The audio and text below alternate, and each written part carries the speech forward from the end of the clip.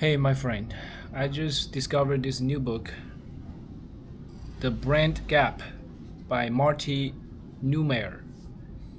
I think it was published in 2000, which is like 26 years ago. And I think this book showed up at the right time.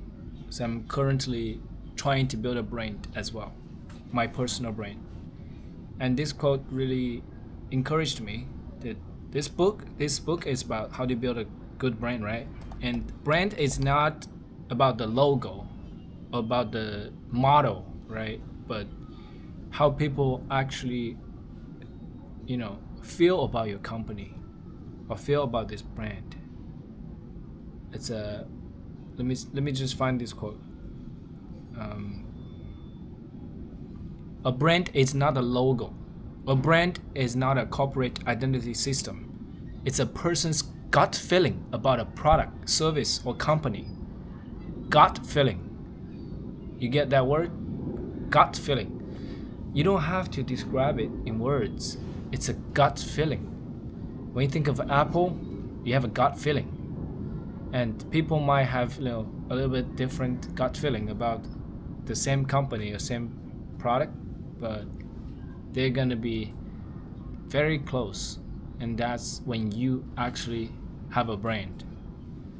Because it depends on others for its existence, it must become a guarantee of trustworthy behavior. Good branding makes business integral to society and creates opportunity for everyone, from the chief executive to the most distant customer. Okay, I get that. That's from a much bigger interest perspective. It's not only serving you, but really serving the society, bringing something to the majority. Let me read a few quotes for you. A genius is someone who can tolerate the discomfort of uncertainty while generating as many ideas as possible. Okay, let me repeat that.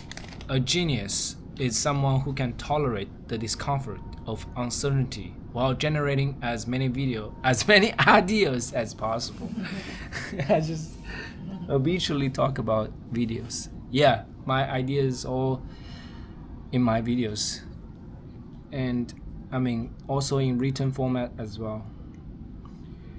The cave you fear to enter, goes the ancient proverb, holds the treasure you seek. The cave you fear to enter, goes the ancient proverb, holds the treasure you seek. Yeah?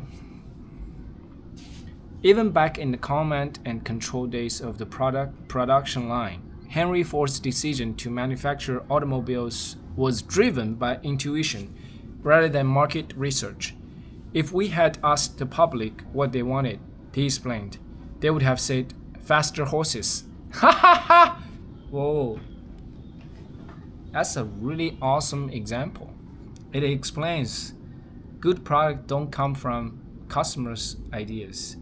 It comes from originator, someone who actually think out of the box and bring something that even the customers have never imagined before. But it somehow just made the customer's life better. You want to sell to them that they actually need it. Like my videos, people can, watch billions of videos in this universe. Why they would actually click and watch my videos? I gotta find that unique value and bring it to them and make them believe that my video is worth to watch, at least check out, just come to my channel once a while. And these three questions are very important no matter how big a business you're operating. Who are you? What do you do? What does it matter? Why does it matter? If you answer these three questions really well, then you have a brand. Okay, we just go where we want to go, do what we want to do, and become who we want to become. We want to be unique, but we want to be unique in groups. We want to stand out, but we want to stand out together. In the age of easy group forming, the basic unit of measurement is not the segment but the tribe. Okay. Group forming. Unique in groups. There's no great genius without a mixture of madness. Aristotle. Distinctiveness is the quality that causes a brand expression to stand out from competing messages. If it doesn't stand out, the game is over. Distinctiveness often requires boldness, innovation, surprise, and clarity, not to mention courage on the part of the company. Is it clear enough and unique enough to pass the SWOT test? Relevance asks whether a brand expression is appropriate for its goals. Does it pass the hand taste? Does it pass the hand taste?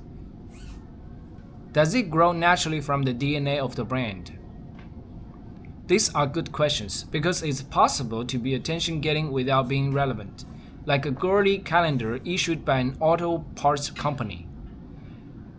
Memorability is the quality that allows people to recall the brand or brand expression when they need to.